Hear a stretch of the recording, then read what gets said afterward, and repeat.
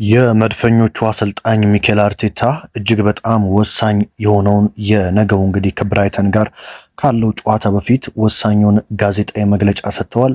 በጋዜጣዊ መግለጫቸው በተለይ በርካታ የአርሰናል ደጋፊዎች መስማት የሚፈልጉትን ስለ ዴክላን ራይስ ጉዳት በሰፊው አንስተዋል። ከዛም በተጨማሪ ስለ ካይ ሃቨርትም አንስተዋል። በተጨማሪም ደግሞ ስለ ነገው የብራይተን ጨዋታ፣ ስለ ቀጣይ ሳምንቱ የሻምፒዮንስ ሊግ እንደዚሁም ደግሞ ስለ ቅዳሜው የኤፍኤ ካፕ ጨዋታ ተናግረዋል። በዛሬው የአርሰናል ልምምድ ላይ ያልተገኙ የአርሰናል ተጫዋቾች ነበሩ። እነሱ ምንድነው የገጠማቸው፣ እነማን ናቸው የሚለውን ጨምሮ የመድፈኞቹ የነገው አሰላለፍ ከዛሬው የአሰልጣኝ ሚኬል አርቴታ መግለጫ ተነስተን ምን ሊመስል ይችላል የሚለውን ደግሞ በስተመጨረሻ እንደተለመደው በአማረ መልኩ ወደ እናንተ የማደርስ ይሆናል። ቻናላችን እንግዲህ ወደ 30 ሺህ እየተጠጋን ነው። 29 ሺህ ተከታዮችን አፍርተናል። ለዚህም ከልብ ላመሰግናችሁ እወዳለሁ። ቤተሰብ ያልሆናችሁ ሰብስክራይብ በማድረግ በየዕለቱ መድፈኞቹን የተመለከቱ በስተመጨረሻም ደግሞ የሌሎች ቡድኖችንም ወሳኝ መረጃዎች ማግኘት ትችላላችሁ። በቀጥታ እንግዲህ ወደ መረጃዎቹ ለውሰዳችሁ ማለት ነው። ላይክ እና ሼር ማድረግ አይረሳ። እንግዲህ በፕሪሚየር ሊጉ በተለይ አርሰናል በዚህ ዓመት በጣም በጥሩ መልኩ የሚነሳለት አንድ ነገር ነጥብ ይጥልባቸዋል ተብሎ የሚጠበቁ ጨዋታዎችን ማሸነፉ ነው። ነገር ግን ደግሞ ያው ነጥብ ደግሞ አይጥልባቸውም ተብሎ የሚጠበቁ ጨዋታዎችን ደግሞ ነጥብ ሲጥልባቸው ተመልክተናል። ለምሳሌ ያህል በውልቭስ ጨዋታ፣ በኖቲንግሃም ፎረስት ጨዋታ እንደዚሁም ደግሞ በሜዳው ከዩናይትድ እና ከሊቨርፑል ጋር ያደረጋቸው ጨዋታ በቀላሉ ነጥብ ይጥልባቸዋል ተብለው ያልተጠበቁ ነገር ግን ነጥብ የጣለባቸው ጨዋታዎች ናቸው። ከዛ በኋላ ደግሞ አርሰናል በውልቭስ ነጥብ ሲጥል በቃ ካሁን በኋላ በቸልሲም በቶትናም ነጥብ ይጥላል። በተከታታይ በብሬንፎርድ እና በወልቭስ ነጥብ ስለጣለ ተብሎ ሲጠበቅ ደግሞ አርሰናል ሁለቱንም የለንደን ደርቢ ጨዋታዎች እጅግ ባሳማኝ ብቃት እንግዲህ 6-2 በድምር ውጤት ማለት ነው ቶትናምንም ቸልሲንም 4-1 እና 2-1 በሆነ ውጤት በማሸነፍ የፕሪሚየር ሊጉ መሪነቱን አስቀጥሏል። አሁን እንግዲህ የበርካታ የመድፉ ደጋፊዎች ስጋት አለ። ይሄ ስጋት ምንድነው? ነገ ዴክላን ራይስ ይደርሳል ወይስ አይደርስም የሚለው ነው። እንግዲህ አሰልጣኝ ሚኬል አርቴታም ገና የጋዜጣዊ መግለጫቸውን ሲጀምሩ ከጋዜጠኞች የቀረበላቸው ጥያቄም ይሄ ነው። ዴክላን ራይስ ለነገው ጨዋታ ይደርሳል ወይስ አይደርስም ሲባሉ ነው አርቴታ እየተጠየቁት። እንግዲህ እሳቸውም ሲናገሩ ምን አሉ? እኛ እንደምናውቀው ዴክላን ራይስ በተፈጥሮና የሰውነቱ ባህሪ ከህመም ቶሎ የሚያገግምና ቶሎ የሚድን ሰውነት ነው ያለው። ነገር ግን እንደ አጋጣሚ ሆኖ ዛሬ ከኛ ጋር ልምምድ ማድረግ አልቻለም። እረፍት ሰጥተነዋል። በቼልሲው ጨዋታ ምቾት ያልተሰማው ቦታ ነበረ። ስለዚህ ቀይረን አስወጥተነዋል። ዛሬም ልምምድ ማድረግ አልቻለም። በነገው ጨዋታ ገና 24 ሰዓቶች አሉን። ስለዚህ ነገ ጠዋት በሚኖረን ልምምድ ላይ እሱን መመልከት ይኖርብናል። በጨዋታው ላይ ይሳተፋል ብዬ እጠብቃለሁ። ነገር ግን አላስፈላጊ ሪስክ ወይም ደግሞ አላስፈላጊ ኃላፊነት ግን አንወስድም በዴክላን ራይስ ላይ። ምክንያቱም እሱ የቡድናችን ወሳኝ ተጫዋች ስለሆነ አላስፈላጊ ኃላፊነት ወስደን ለሌላ ጉዳት ልንዳርገው አንፈልግም። ግን እኔ እስከማውቀው ድረስ ዴክላን ራይስ ሰውነቱ በቶሎ ከህመም የሚያገግም ነው። ስለዚህ ነገ ጠዋት ነው የምናረጋግጠው ሲሉ አሰልጣኝ ሚኬል አርቴታ ተናግረዋል ማለት ነው። በነገራችን ላይ በዛሬው የአርሰናል ልምምድ ላይ ዴክላን ራይስ አልተገኘም ነበረ። ያልተገኘበትን ምክንያት በቼልሲው ጨዋታ የገጠመው ጉዳት አሁንም ምቾት እየሰጠው እንዳልሆነ ስለሆነ ነው ማለት ነው። ስለዚህ በነገው ጨዋታ ላይሰለፍ እንደሚችል መረጃዎች ያሳያሉ። እሱን ተክቶ ማን ይሰለፋል የሚለው እንግዲህ በጣም አጠያቂ ነው። ምክንያቱም ለኔ በአሁኑ ሰዓት ለኔም ብቻ ሳይሆን ለመላው እግር ኳስ አፍቃሪም የአርሰናል ደጋፊም ያልሆነም በአርሰናል ቤት አንድ የአርሰናል መሰረት የሆነ ተጫዋች ጥራ ተብሎ ቢጠየቅ በእርግጠኝነት ዴክላን ራይስን እንደሚጠራ መናገር እችላለሁ። የአርሰናል ማገር ወይም ደግሞ መሰረት ነው ተብሎ መናገር ይቻላል። ታዲያ ዴክላን ራይስ በዛሬው ጨዋታ ልምምድ እንዳላደረገም ተሰምቷል ማለት ነው። ከዛ በመቀጠል ጋዜጠኞቹ ስለ ካይ ሃቨርት ነው ለአርቴታ የጠየቁት። ካይ ሃቨርት በነገው ጨዋታ ቋሚ ሆኖ ሊጀምር ይችላል ወይ የሚል ጥያቄ ለአርቴታ ቀርቦላቸው ነበረ። አሰልጣኙም እንግዲህ ካይ ሃቨርት በጣም በጥሩ ቁመና ላይ ነው የሚገኘው። በባለፈው በቼልሲውም ጨዋታ ተቀይሮ ገብቶ በርካታ ደቂቃዎችን መጫወት ችሏል። በተጫወተባቸውም ደቂቃዎች ጥሩ እንቅስቃሴ አድርጓል። ሰውነቱም በሚገባ እንቅስቃሴዎቹን ተቀብሎ ተላምዶ ሲሰራ ነበረ። ስለዚህ በነገው ጨዋታ ደቂቃ ያገኛል። ቋሚ ሆኖ ይጀምራል አይጀምርም የሚለውን ነገ ጠዋት አቬሌብል ወይም ደግሞ ብቁ የሆኑ ተጫዋቾቻችንን ካየን በኋላ የምንወስነው ጉዳይ ቢሆንም ከሃቨርት ግን በሚገባ ለነገው ጨዋታ ዝግጁ ነው ሲሉ አሰልጣኝ ሚኬል አርቴታም ተናግረዋል ማለት ነው። ስለ ዋንጫው ፉክክር ተጠይቀው ነበረ። አሁን በ5 ነጥቦች ርቀት እየመራችሁ ትገኛላችሁ። ምንም እንኳን ሲቲ አንድ ቀሪ ጨዋታ ቢኖረውም በ5 ነጥቦች ርቀት ፕሪሚየር ሊጉን እየመራችሁ ትገኛላችሁ። በዚህ ምን ይሰማሃል ተብሎ የተጠየቀው አሰልጣኝ ሚኬል አርቴታ በዚህ የሚሰማኝ በራስ መተማመን ነው። የምንፈልግበት ደረጃ ላይ ነው የምንገኘው።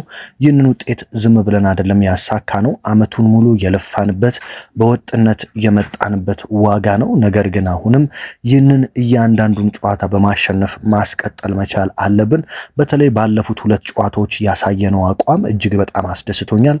በቡድኔ እጅግ በጣም ኮርቻለሁ። 2 ትልልቅ የለንደን ደርቢዎችን አሸንፈን መተናል። አሁን ግን ደግሞ ሌላ ከፍተኛ ትግል ይጠብቀናል። ነገ በብራይተን ሜዳ መጫወት እጅግ በጣም ከባድ ነው። በፕሪሚየር ሊጉ እጅግ በጣም በጥሩ አሰልጣኝ ከሚሰለጥኑና ከባድና ጠንካራ ተጋጣሚ ከሆኑ ቡድኖች አንዱ ብራይተን ነው ሲሉ አሰልጣኝ ሚኬል አርቴታ የተናገሩ ሲሆን እንግዲህ ብራይተንን አሸንፎ ነጥብ ስለመውሰድ ብቻ እያሰቡ እንደሚገኙ ተናግረዋል ማለት ነው። በነገራችን ላይ ብራይተን ያለፉትን 2 ተከታታይ ጨዋታዎች አሸንፎ ነው እየመጣው። እንግዲህ ያለበት የሰሞነኛ አቋሙ ለክፉ የማይሰጥ ቡድን ነው። በተለይ ኖቲንጋም ፎረስትን 2-1 ብሬንፎርድን ደግሞ 2-0 አሸንፎ የመጣ ቡድን ነው። ከዛ በፊት ግን በክሪስታል ፓላስ 1-0 ከዛም በአስቶን ቪላ 1-0 እንደዚሁም ደግሞ በሊቨርፑል 3-0 ተሸንፎ ተከታታይ 3 ጨዋታዎችን ተሸንፎ የመጣ ቡድን ነበረ። አርሰናል በአንጻሩ እንግዲህ ባለፉት 2 ተከታታይ ጨዋታዎች ድል አድርጓል። ከዛ በፊት ደግሞ 2 አቻና 1 ድል ማድረጉ የሚታወስ ነው። ከብሬንፎርድ ጋር አቻ ወጣ። በመቀጠል ዊጋንን 4-0 አሸነፈ። ከዛም ከወልቭስ ጋር አቻ ወጣ። በመቀጠል ደግሞ ቶተንሃምና ቸልሲን በተከታታይ ድል በማድረግ አርሰናል እንግዲህ ወደ አሸናፊነቱ ተመልሷል። በፕሪሚየር ሊግ የደረጃ ሰንጠረዥም እንግዲህ ብራይተን 11ኛ ደረጃ ላይ የሚገኝ ቡድን ነው በ37 ነጥብ ማለት ነው። አርሰናል ደግሞ በ64 ነጥብ ፕሪሚየር ሊጉን የሚመራ ክለብ ነው። አሰልጣኝ ሚኬል አርቴታ በተጨማሪም ስለ ዳኒ ዊልቤክ አንስቷል። ዊልቤክ እጅግ በጣም አስደናቂ ተጫዋች ነው፣ በቅርቡ በብራይተን ቤት ምርጥ እንቅስቃሴ እያደረገ እንደሆነ አይታችኋል ሲሉ እንግዲህ የዳኒ ዊልቤክ አድናቂ እንደሆኑ አሰልጣኝ ሚኬል አርቴታ እየተናገሩ ሲሆን በነገውም ጨዋታ ልንጠነቀቃቸው ከሚገቡ ተጫዋቾች አንዱ ዳኒ ዊልቤክ ነው ሲሉ አሰልጣኝ ሚኬል አርቴታ ተናግሯል። በነገራችን ላይ ዊልቤክ ባለፉት 2 ብራይተን በተከታታይ ባሸነፈባቸው ጨዋታዎች ብሬንፎርድም ላይ ግብ አስቆጥሯል። ከዛም በመቀጠል ኖቲንጋም ፎረስትም ላይ ግብ ማስቆጠር ችሏል ማለት ነው። ስለዚህ የአርሰናል ተከላካዮች በይበልጥ ይህንን ሰው ሊጠነቀቁት ይገባል። አሰልጣኝ ሚኬል አርቴታም በብራይተን በኩል ብዙ ጨዋታ ቀያሪ ተጫዋቾች አሉ፣ ከነዚህ መካከል አንደኛው ዳኒ ዌልቤክ ነው ሲሉ አንስተዋል ማለት ነው። እንግዲህ የነገው ጨዋታ እጅግ በጣም ወሳኝነቱ ምንድነው? ከማንቸስተር ሲቲ ጋር በኩል ሰዓት የሚደረግ ጨዋታ ነው። በእርግጥ ማንቸስተር ሲቲ ነገ ከባድ የሚባል ተጋጣሚ ነው ለማለት ያስቸግራል። ምክንያቱም የሚጫወተው ከኖቲንጋም ፎረስት ጋር ነው፣ ያውም ደግሞ በሜዳው ኢታድ ስቴዲየም የሚያደርገው ጨዋታ ነው። ስለዚህ ማንቸስተር ሲቲ ይህንን ጨዋታ በቀላሉ ይሸነፋል ተብሎ አይጠበቅም። ያለፉትን 5 ተከታታይ ጨዋታዎች ሲቲዎች ድል ማድረጋቸው ይታወቃል። ኖቲንጋም ፎረስት በአንጻሩ ያለፉትን 3 ተከታታይ ጨዋታዎች ተሸንፎ ነው የመጣው። ኖቲንጋም ፎረስት 17ኛ ደረጃ ላይ ነው የሚገኘው በፕሪሚየር ሊጉ። ከወራጅ ቀጠና በ2 ነጥቦች ብቻ ነው ርቆ የሚገኘው። ነገር ግን ያው ነገ ወደ ወራጅ ቀጠና ላለመውረድ ከፍተኛ ተጋድሎ ያደርጋል ተብሎ ይጠበቃል። እነ ዌስትሃም ቀለል ካሉ ቡድኖች ጋር ነው የሚጫወቱት። ስለዚህ ዌስትሃም ካሸነፈና ኖቲንጋም ከተሸነፈ ወደ ወራጅ ቀጠና ስለሚወርድ ይህንን ጨዋታ በከፍተኛ ጥንቃቄ ኖቲንጋም ፎረስት ይጫወታል ተብሎ ይጠበቃል። በእርግጥ በማንቸስተር ሲቲ ሜዳ መሆኑና ኖቲንጋም ፎረስት ያለፉትን 3 ተከታታይ ጨዋታዎችን መሸነፍ ስትመለከቱ ሲቲ በዚህ ጨዋታ ነጥብ ይጥላል ብሎ መጠበቅ እንደ ሞኝነት ሊቆጠር ይችላል። ነገር ግን ፕሪሚየር ሊግ ነው፣ ምንም ነገር ሊፈጠር ይችላል። ስለዚህ አርሰናል ጨዋታውን ማድረግ ያለበት ሲቲ ከኋላው እየተከተለ እንዳለና ጨዋታውን ሊያሸንፍ እንደሚችል አድርጎ ነው። ከሲቲ በተሻለ መልኩ ጠንከር ያለና ከበድ ያለ ጨዋታ የሚያደርገው አርሰናል ነው። በተለይ አርሰናል ብራይተንን ድል ማድረግ የሚችል ከሆነ ለቡድኑ እጅግ በጣም ከፍተኛ የሆነ ትልቅ ስንቅ ነው የሚሰጠው። በአንድ ሳምንት ውስጥ 2 ሳምንት ባልሞላ ጊዜ ውስጥ 3 ተከታታይ ቶተናምን አሸንፋችሁ ቸልሲን አሸንፋችሁ በድጋሚ ብራይተንን ካሸንፋችሁ ለቡድናችሁ በጣም ትልቅ ጥቅም ነው የሚሰጠው። ምክንያቱም ደግሞ ቀጣይ ደግሞ ቅዳሜ አርሰናል ከማንስፊልድ ታውን ከተባለ በጣም ከወረደ ቡድን ጋር ነው በኤፍኤ ካፕ የሚጫወተው።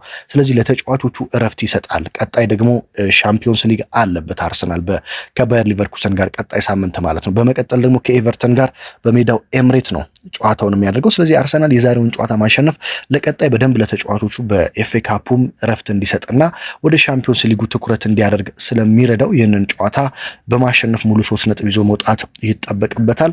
በጨዋታው ላይ እነማን ልዩነት ይፈጥራሉ ተብሎ ይጠበቃል የሚለውን እናንሳ። እንደዚሁም የአርሰናል ቋሚ አሰላለፍ ምን ሊመስል ይችላል የሚለውን ስንመለከት በተለይ አሁን እርግጠኛ ያልተሆነው ነገር ደግሞ የማርቲን ኦዴጋርድ ጉዳይ ነው። ማርቲን ኦዴጋርድ አሰልጣኝ ሚኬል አርቴታ ስለሱ ሊያነሱም አልፈለጉም፣ እያነሱም አይደለም በጋዜጣዊ መግለጫቸው ላይ። በዛሬውም ጋዜጣዊ መግለጫ ስለ ኦዴጋርድ ይሄ ነው የተባለ የረባ ነገር አላነሱም። እንደምታውቁት በቼልሲው ጨዋታ ኦዴጋርድ ሙሉ ለሙሉ ከጨዋታው ውጪ ነበረ። በነገው ጨዋታ ይመለሳል ወይስ አይመለስም የሚለው አሁንም አጣብቂኝ ውስጥ የሚገኝ ተጫዋች ነው። ነገ እንግዲህ አርሰናል ምን አይነት አሰላለፍ ሊጠቀም ይችላል? በተለይ የዴክላን ራይስ ጉዳይ አጠራጣሪ ስለሆነ የመሃል ሜዳው አሰላለፍ ምን ሊመስል እንደሚችል የብዙዎችን ትኩረት የሳበ ጉዳይ ነው። ግብ ጠባቂ ላይ እንግዲህ ያው ወሳኙና አሞራው ግብ ጠባቂ ዴቪድ ራያ የአርሰናልን የግብ ጠባቂ ይሆናል ተብሎም ይጠበቃል። ወደ ተከላካይ ስፍራ ስናመራ የተለመደው የጁሪየን ቲምበር፣ የጋብሪኤል ማጋሌሽ፣ የዊሊያም ሳሊባ እና የፔሮ ሂንካፔ ጥምረት ይቀጥላል ተብሎ ይጠበቃል። ወደ መሃል ሜዳ ስንመጣ እንግዲህ ኦዴጋርድ ለነገው ጨዋታ ዝግጁ የሚሆን ከሆነ ማርቲን ዙቤሜንዲ እንደዚሁም ደግሞ ኤብሪቼ ኢዜና ማርቲን ኦዴጋርድ ደግሞ መሃል ሜዳው ላይ ሊኖሩ ይችላሉ። ሁለቱ ኦዴጋርድ የሚመለስ ከሆነ አርሰናል ነገ በሁለት የ10 ቁጥር ሚና ያላቸው ተጫዋቾች ልንመለከተው እንችላለን ከረጅም ጊዜ በኋላ ማለት ነው። ዴክላን ራይስ የሚኖር ከሆነ ግን የተለመደው የማርቲን ዙቤሜንዲ የዴክላን ራይስ እና የኤብሪቼ ኢዜ የሰሞኑ የመሃል ሜዳ ጥምረት ይቀጥላል ተብሎ ይጠበቃል። አሊያም ደግሞ ካይ ሃቨርት ወደ መሃል ሜዳ ቋሚነት ሊመለስ ይችላል። ስለዚህ ካይ ሃቨርትዝ፣ ማርቲን ዙቤሜንዲ እና ኤብሪቼ ኢዜ የአርሰናልን መሃል ሜዳ ሊመሩ ይችላሉ። ዴክላን ራይስ የሚኖር ከሆነ ደግሞ ዴክላን ራይስ፣ ዙቤሜንዲ እና ሃቨርትዝም የአርሰናልን የመሃል ሜዳ ሊመሩ ይችላሉ። በተለይ የዴክላን ራይስ አሁን መኖር አለመኖር በጣም አጠራጣሪ ስለሆነ መሃል ሜዳውን ይህ ነው ብሎ ለመግለጽ አስቸጋሪ አድርጎታል ማለት ነው። የአርሰናል የፊት ለፊት መስመር ባለፉት ጨዋታዎች እንግዲህ ለአርሰናል ጥሩ ውጤት እያስገኘ የሚገኘው አጥቂው ቪክተር ዮኬሬሽ ከቡካዮ ሳካና ከሊያንድሮ ትሮሳርድ ጋር ይጣምራል ተብሎ ይጠበቃል። ጋብሪኤል ማርቲኔሊ በብራይተኑ ጨዋታ ተቀይሮ ሲገባ ጥሩ እንቅስቃሴ አድርጓል። ነገር ግን አርቴታ በአሁኑ ይሸወዳሉ ብዬ አልጠብቅም። ምክንያቱም ማርቲኔሊ ጥሩ አቋም ባሳየ በንጋታው ቋሚ ሆኖ ሲገባ ሁል ጊዜ በጣም ደካማ ሆኖ ነው የምንመለከተው። እንደኔ በነገውም ጨዋታ ማርቲኔሊ ቋሚ ሆኖ መጀመር አለበት ብዬ በግሌ አላምንም። እንደ ሊያንድሮ ትሮሳርድ ያሉ ተጫዋቾች ቋሚ ሆነው ጀምረው ሲደክሙ እንደ ቼልሲው ጨዋታ እነ ማርቲኔሊን ቀይሮ ማስገባቱ የተሻለ ይሆናል ብዬ እጠብቃለሁ። ስለዚህ በነገው ጨዋታ የአርሰናል የፊት መስመር በትሮሳርድ በዮኬሬሽ እና እንደዚሁም ደግሞ በቡካዮ ሳካ ይመራል ተብሎም ይጠበቃል ማለት ነው። የእንግሊዝ ፕሪሚየር ሊግ ጨዋታዎች እንግዲህ ዛሬ ምሽት ነው የሚጀመሩት። ዛሬ ምሽት ተጠባቂ 4 ጨዋታዎች ይደረጋሉ። በተለይ ደግሞ ምሽት 5 ሰዓት ከሩብ ላይ ወልቭስ ከሊቨርፑል የሚያደርጉት ጨዋታ ይጠበቃል። በሌላ በኩል ቦርንማውስ ከብሬንፎርድ፣ ኤቨርተን ከበርንሌ፣ ሊድስ ዩናይትድ ከሰንደርላንድ 4 ሰዓት ተኩል ላይ የሚደረጉ ጨዋታዎች ናቸው። ነገ ነው በጣም ወሳኝ ጨዋታዎች እና ትልልቅ ቡድኖች በብዛት የሚጫወቱት። አስቶን ቪላ ከቼልሲ እጅግ በጣም አጓጊ ጨዋታ ነው። ከዛ ብራይተን ከአርሰናል፣ ፉልሃም ከዌስትሃም፣ በመቀጠል ማንቸስተር ሲቲ ከኖቲንግሃም ፎረስት። እነዚህ አራቱም ጨዋታ እኩል 4 ሰዓት ተኩል ላይ ነገ የሚደረጉ ጨዋታዎች ናቸው። ቼልሲ በአስቶን ቪላ ሜዳ ነው የሚጫወተው። አርሰናል በብራይተን ሜዳ፣ ዌስትሃም በፉልሃም ሜዳ፣ እንደዚሁም ደግሞ ኖቲንግሃም በሲቲ ኢታድ ስቴዲየም ነው የሚጫወቱት። ምሽት 5 ሰዓት ከሩብ ላይ ደግሞ በወቅታዊ አቋሙ ምርጥ አቋም ላይ የሚገኘው ማንቸስተር ዩናይትድ ከሜዳው ውጪ ተጉዞ በሴንት ጄምስ ፓርክ ኒውካስትል ዩናይትድን ይገጥማል ማለት ነው። ይህም ጨዋታ ከባድ ጨዋታ ይሆናል ተብሎም ይጠበቃል። ባለፈው ሳምንት እንግዲህ ኒውካስትል ዩናይትድ በዚሁ በሜዳው በኤቨርተን የ3-2 ሽንፈት ገጥሞታል። ማንቸስተር ዩናይትድ በአንጻሩ ባለፉት 5 ጨዋታዎች 4ቱን ሲያሸንፍ አንዳቸው ወጥቷል። ኒውካስትል 3ቱን አሸንፎ በሁለቱ ተሸንፏል ማለት ነው። ነገ ምሽት እንግዲህ እነዚህ አጓጊ ጨዋታዎች ይቀጥላሉ። ዛሬ ምሽትም እነዚህ ጨዋታዎች አሉ ማለት ነው። እንግዲህ የዕለቱ ወሳኝ ስፖርታዊ ጥንክሮች ይህንን ይመስላሉ። አርሰናል ከብራይተን በጨዋታው ላይ ምን የሚፈጠር ይመስላችኋል? በመጀመሪያው ጨዋታ ታስታውሱ ከሆነ በኤምሬትስ ስቴዲየም የተደረገው ጨዋታ እጅግ በጣም ልብን የሚሰቅል ጨዋታ እንደነበረ የሚታወቅ ነው። 2-1 ነበረ አርሰናል ጨዋታውን ያሸነፈው በኦዴጋርድ እና ሩተር ራሱ ላይ ባስቆጠራት ግብ 2-0 አርሰናል በ14 እና በ52ኛው ደቂቃ አስቆጥሮም ሲመራ ቆየ። ከዛ በ64ኛው ደቂቃ የብራይተኑ ጎሜዝ አስቆጠረ። እስከ መጨረሻ ደቂቃ ድረስ እንግዲህ በከባድ ትንቅንቅ በዴቪድ ራያ ምርጥ ኳሶችን አድኖ አርሰናሎች 2-1 ይህንን ጨዋታ ማሸነፋቸው ይታወቃል። ስለዚህ በነገው ጨዋታ ምን ሊፈጠር ይችላል ብላችሁ ትጠብቃላችሁ? ባለፈው ዓመት እንደምታውቁት አርሰናል በዚህ በብራይተን ሜዳ መጥቶ አንዳቸው ወጥቶ ነበር የተለያየው። ባለፈው ዓመት በእርግጥ በኤምሬትም ከሜዳ ውጪ በብራይተን ሜዳም አንዳቻ በመውጣት ነው በሁለቱም ጨዋታ ነጥብ ጥሎ የነበረው አርሰናል ማለት ነው። ይህንን ዘንድሮ እንግዲህ ሙሉ 6 ነጥቦችን ለመውሰድ ከፍተኛ ትግል ያደርጋል ተብሎ ይጠበቃል። ስለዚህ በጨዋታው ላይ እነማን ግብ ያስቆጥራሉ የሚለውን እንደዚሁም ስለስንት ይጠናቀቃል ብላችሁ ታስባላችሁ? የአርሰናልና የሲቲን ጨዋታ ግምት በኮመንት ላይ ልታስቀምጡልኝ ትችላላችሁ። ሀገር ውስጥ ከባህር ማዶ በመሆን በየዕለቱ ስፖርታዊ መረጃዎችን በመከታተል ከጎን የሆናችሁትን ከልብ እያመሰገንኩኝ ነገ ደግሞ በሌሎች መረጃዎች አዳዲስ መረጃዎች የሚኖሩ ከሆነ እንደዚሁም ደግሞ ከጨዋታው በኋላ በጨዋታ ውጤቶች እስከምንገናኝ ድረስ ሰብስክራይብ ማድረግ ቤተሰብ መሆን አይረሳ። በያላችሁበት እንግዲህ ሰላም ተመኘሁላችሁ።